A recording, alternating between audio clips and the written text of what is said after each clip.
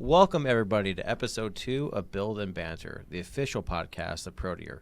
My name is Mike Gorski. Here I have my co-host, Ryan Beenders. Hello. And today we have a very special guest, Martin Aster. How you doing today, Martin? Good. How are you guys? Doing great. So Martin Aster is our 3D printing technical service manager. He's the person that you're going to talk to about customer service, any problems you have with the 3D printers, filament jams, just general problems to make sure you're fully operational. So I think it's important on today's podcast, I want to focus on the aspect of customer service. Yeah. On the first podcast, we talked about how important customer service is to us here at Proteer Printing. So now with you on the show, maybe we can talk about a little bit about you, your history, how you came to Film Innovations, now Proteer Printing Solutions, and just what's it like being a technical service manager here at Proteer Printing. Yeah, for sure. Basically how I started before Film Innovations, I was in the Marine Corps. Stationed down in Virginia. I did nothing with 3D printing or building or anything like that. I started off as a motor T operator, so basically just really big trucks and driving troops around and stuff like that. And then my last year and a half, 2 years-ish, I was a primary marksmanship instructor, so I got to learn the ins and outs of shooting and teaching platform instruction, so it gave me a lot of, I guess, encouragement when it came to teaching people and talking to people, because I was surrounded by 50, 100 officers at a time. So I was also in charge of my company at some points and stuff like that on the range. So definitely, gave me a lot of leadership skills and managing skills, time management, stuff like that. So yeah, and then I actually got out a little early. There's a program kind of called Skill Bridge. So you can it's like a transition program. So you kind of adjust back to civilian life. So I worked doing, again, not 3D printing at all, at a health company, just doing like patient demographics. And not gonna lie, it just wasn't my bread and butter. Riley, which everybody will meet eventually on the podcast. I know him from school. We went to high school together and stuff like that. He texted me. It was just like, hey, man, like, if you want to come up, meet Mike, just see the shop, just see what I do, stuff like that, come on up.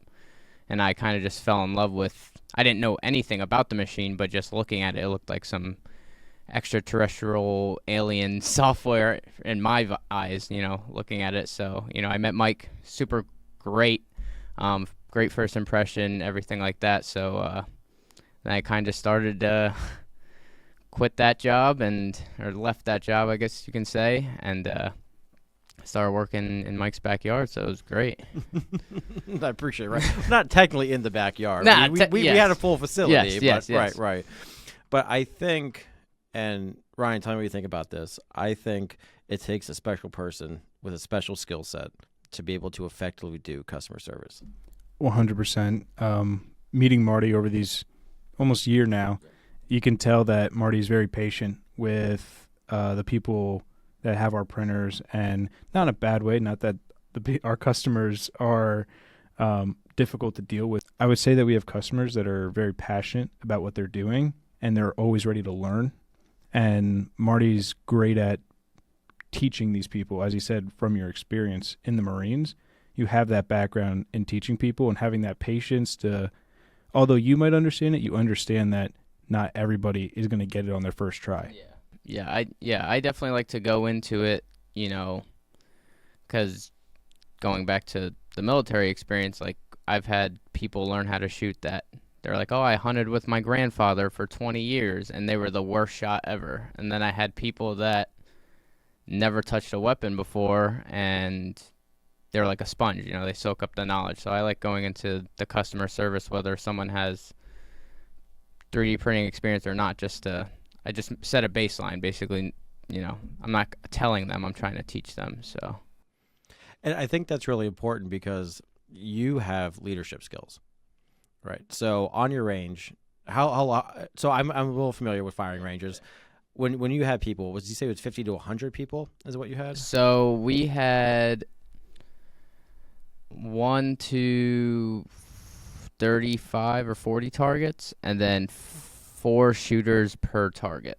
So quick math, it's like, what is that? 4 times 40 is like 160. Yeah, around 160 to 200 student officers on the range, plus my personnel, which was another 35-ish.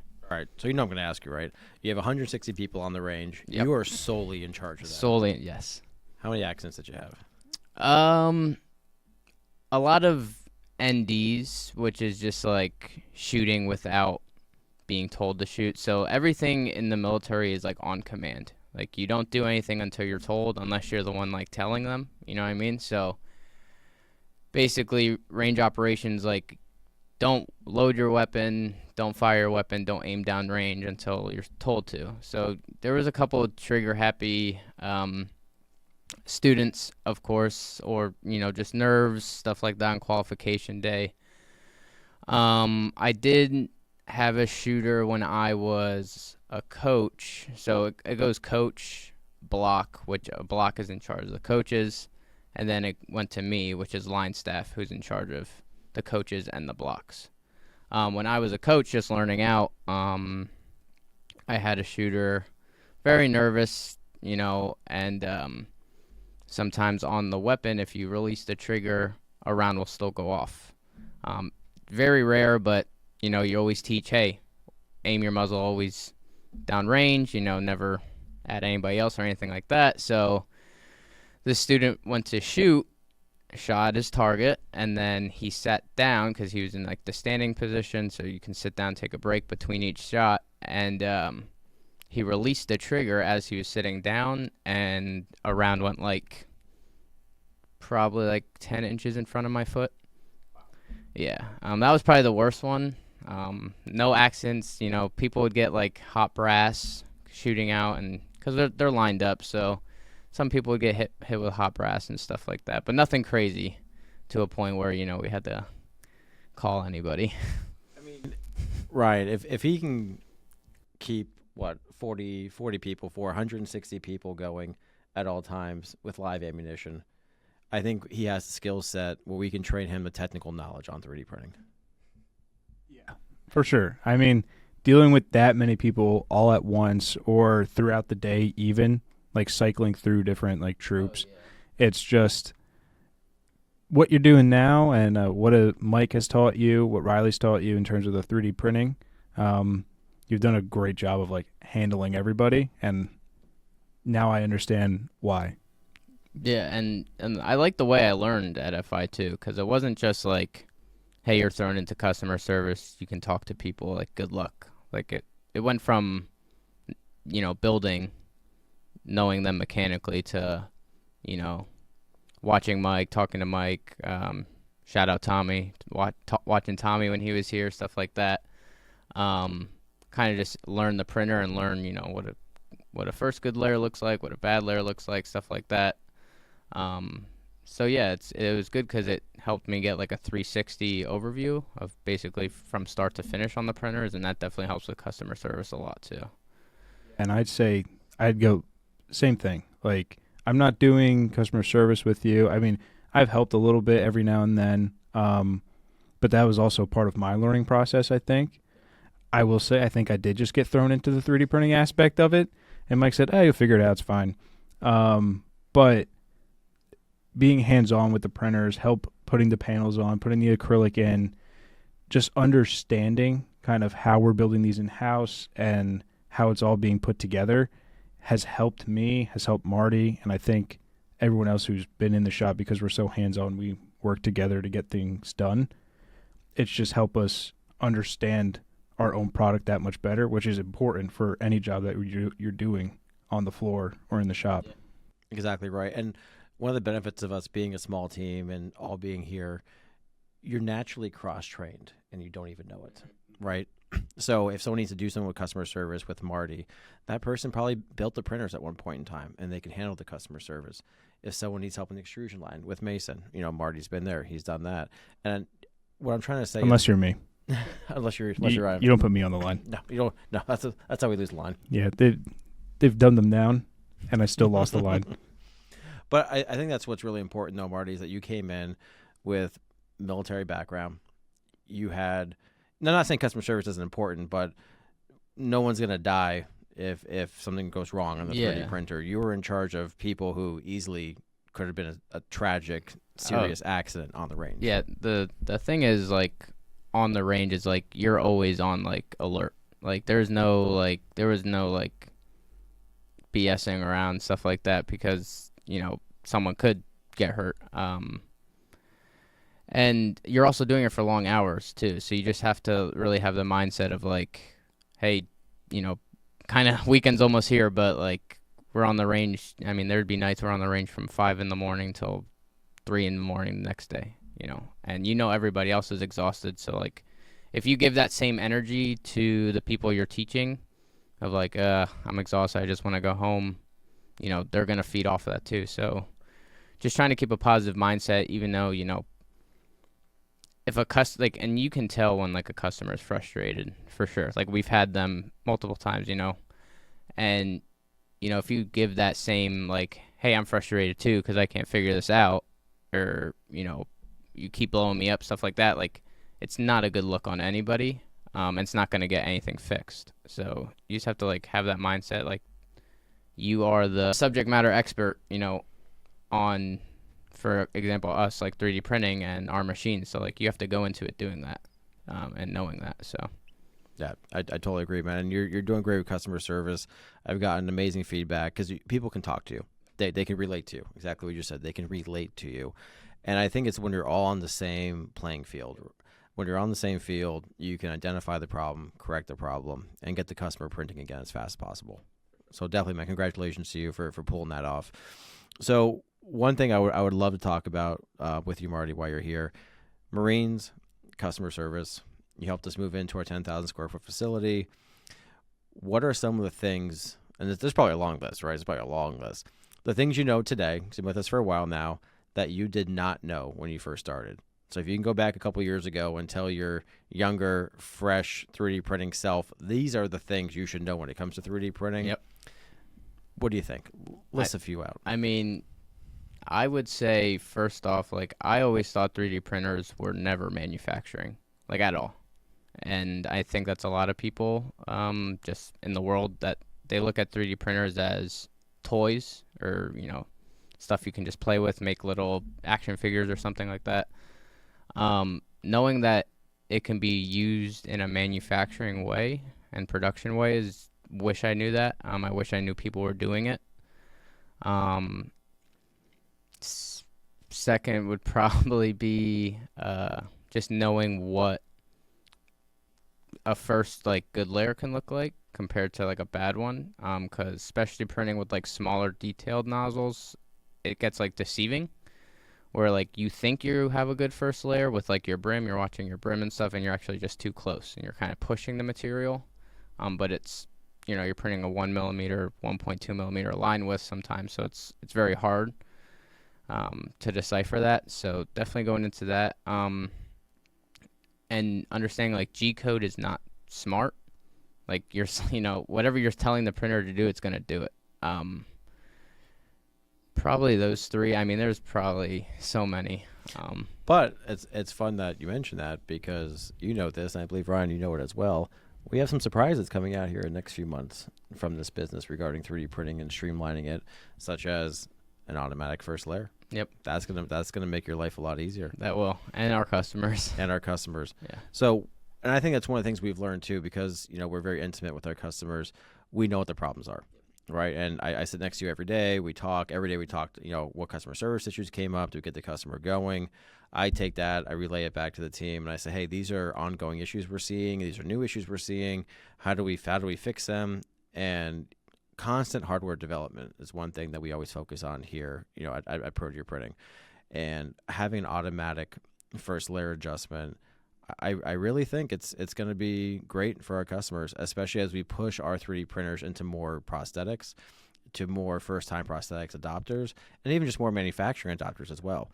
So they just want that click a button, get a result.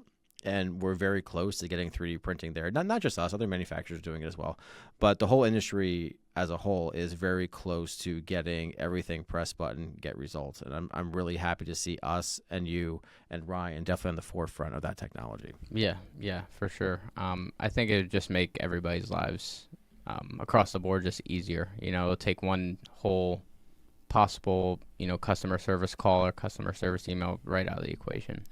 Well, and one thing, and maybe you can even talk about this too a little bit while you're here. So this morning I got a text message from our guys over in Ukraine, and they're ready to order 3 more printers for their SOC initiative over in the Kyiv and Lviv area. When you were doing customer support with the guys in Ukraine, I think you were talking to one customer. He was in, I guess, a makeshift bunker that was a former brewery. So they took this brewery in Kyiv, and they made it into a bunker that houses an Icarus 3D printer right in the heart of it. And I remember I had some calls with him. You had some calls with him. How was that general experience? The language barrier, trying to get a video signal in a beer bunker, essentially what it was, a beer bunker, Beer right? bunker, yeah. What was? I bet you that was the first time you ever done that. First time I've ever done that. How was that customer service experience? I mean, it's a little hard with the language barrier. Some things might get misread from both sides, stuff like that. But I would say it's really rewarding in a sense because, yes, our main focus is prosthetics, and, we love helping anybody we can. But just seeing that, videos from that customer, hey, someone came in, a patient came in at 8 o'clock and they're, walking by 2, 3 o'clock, it's really rewarding knowing 12 hours before that, we were trying to get the machine up and running with, a good first layer, how to get it printing successfully. It's really good going from giving the right settings or the right baby stepping to, hey, this guy's walking, and it's because our help. So. And I don't want to sound stereotypical or cliche, but I'm going to ask this question. Do you feel a deeper connection with your military service and helping these active and military guys over there? Do you feel wow, it's rewarding, they're walking, but you're man, I did military here in the USA. These guys are fighting, for their life over in Ukraine. Do you feel even more rewarded at the end of the day? Yeah, for sure. And I was definitely blessed that when I went into the military, we were at peace times. It could have been always much worse. I've met a lot of people that unfortunately weren't in at peace times. I'm not going to say unfortunately because, you're signing up for the military, so you have an obligation just in case stuff starts popping off. But, yeah, definitely rewarding. I've talked to many combat veterans, and they all kind of say the same thing. It's a brotherhood. Any military is a brotherhood, and everybody's very close. So I've had a lot of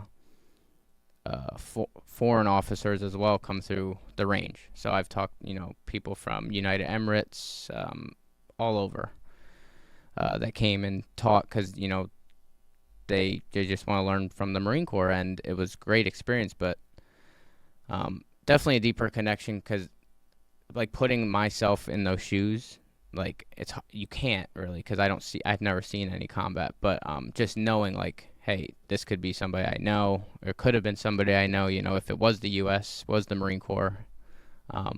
Yeah, I would say definitely a deeper connection for sure. It just I feel like I can go to bed at night and be I helped somebody. I couldn't imagine. I absolutely couldn't imagine. Well, I have to ask, are there any similarities that you find between working here at Protea Print and being in the Marine Corps? Yeah, I think that's a good question. I think my opportunity that I had in the Marine Corps it's very rare that, I go from, a lot of people, they pick a MOS and they stay in their MOS, no matter what. It's your job.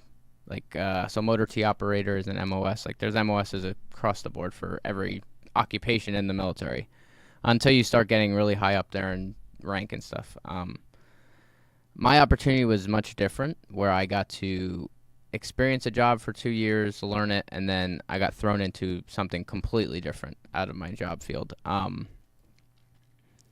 But when I got the opportunity to start teaching, right, because I had to learn before I started teaching, to get the opportunity to start teaching is definitely correlates, and I think the military helped. I don't think I would be as successful in the customer service and talking to people and teaching people stuff like that if I wasn't in the military. Just because you have to talk to people. Like there's unless you're in a very weird job where it's just you in an office or something like that, you're always talking to people. And the fact that I got to teach people, it definitely correlates. And it also gave me, the structure and like the knowing that if I have to rely on Mike, or I need Mike, like I know he's there. But it gave me that, like, Pro Deer Print gives you that sense of like, hey, you have a job, Ryan has a job, Mike has a job, like everybody has trust in each other to get that job completed successfully without having to look over each other's shoulders. And that's kind of how the military was, because it's like, hey, I don't care if it takes you 8 hours, 12 hours, or 1 hour to get this job completed. It's your job, so you got to do it, right? And that's why I like the structure here, and I like and you guys remind me of people in the military. Nobody takes anything to heart. Like, in the military, you have a saying, like, work is work, play is play. Like, do not correlate the two, right? So you don't bring your outside problems or outside bad decisions or good decisions, whatever, right? You don't bring them into the workplace. Once you're in the workplace, like, you're there for work. There's many guys I met that at work, they were in charge of me, so they had to be harder on me, right? Like, they had to, just make sure, keep me in check, stuff like that. But then after work hours, like, we were drinking buddies. It's just how it is. So, yeah, definitely. I think it definitely correlates a lot. I think another similarity that I caught there was the getting thrown into something, almost. Yeah. And I think here at FI, we all start off, like you said, you're cross-trained. But Yeah, part of that 100%. is definitely getting thrown into something and going, hey, if you need help, ask. But FIO, figure it out. And, I mean, that's what's kept us, I think, all very close-knit, because we help each other out with no matter what. If Mason needs help on the line, we're running over, helping him. We might not know it completely, but we're going to do our best. We'll listen to Mason. We'll listen to Darren. We'll listen to you to help the best way we can. Right. But it's also that same theme of getting thrown into something and just FIO, figure it out. And I think what's really cool about what you're saying there, Ryan, is that we love to be able to adapt. I feel like I use that word a lot here in the shop, but just adapt. Whatever the market needs, the trends are, we go. We don't want to have red tape. We don't want to have corporate politics. We want to be able to say, this has to get done today. We're trying this tomorrow. We're going to be doing this, and just get it the heck done. And that's what allows us to adapt and go. And you're right, FIO, figure it out. Yeah. Figure That's it what out. we do. That's kind of like our motto here, is just adapt and overcome, like, no matter what. I mean, we've met people where we do in-person trainings where everybody asks the same question, like, how many guys do you have at the facility? When we say such a small number, 8, they're like, really? No. They're like, no. Yeah, they're like, no way. There's no way you're running this business with 8 people. You guys have 8 people? Yeah. I should probably more have like 30. It's like, really? That's it? That's it? It's like, yeah, I'd probably take like some of us out of the equation too, because most of the time we're not doing other stuff. So, yeah, there's 8 people. That's crazy. Well, Marty, I have one final question for you before we wrap it up here. So, 3D printing technical service manager, that's your role here at Pro Deer Printing. Where do you see yourself in 5 years? And you can't say Edward's job, right? Because Pro Deer is a family company. Edward's the global CEO. You can't say you're going to have Edward's job in 5 years. So where do you see yourself and this business growing in 5 years? Yeah. Well, first, I definitely see us needing to get a bigger facility eventually. Just with everything we're coming out with and our future plans, stuff like that. Ideally, I would like to, kind of get back into that teaching role, where I can get a couple people under me, and teach them what I'm doing right now and teach them to the best of my abilities and, you know, teach them everything there is about 3D printing. Like, I would love to have just a duplicate of me starting at FI and be able to mold that person into, you know, hey, this is what I struggled with, this is what you need to look out for, stuff like that, and just teach people and just grow with the company. I mean, I can't imagine working anywhere else, and I mean that. I really love it here. The environment's great, and whenever we're able to, you know, get more people, and whenever we're at that point, I would just love to teach people whatever they need to know to get their job done efficiently as well. Awesome. I love that.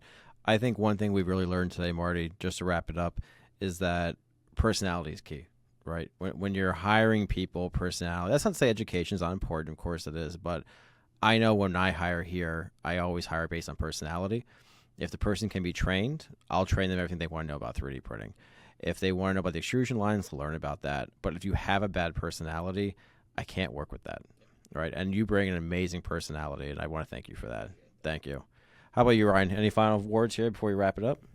No, not really. I would say that kind of going off what you just said about personality, like 100%. Marty and I have gone on trips for service calls, training, installations, and I mean, Marty and I get along really well, I'd say, unless he's just lying to me all the time. I mean, that's fair. But personality is very important here in the shop. I would say all of us are personality hires in one way or the other. Yes, we have our set of skills, but the group just meshes really well together and allows us to hit our goals and continue to do so. Awesome. I couldn't agree more. So, Marty, I want to say thank you for everything you've done here. Thank you for being here. We really do appreciate you. And thank you for your service, too. And thank you for joining us. This is episode 2 of the Build and Banter podcast by Proteer. I'm your host, Mike Gorski. Ryan Your co-host, Ryan Beenders. Marty, thank you for everything again. Of course. Thanks for joining us, and we'll see you next time.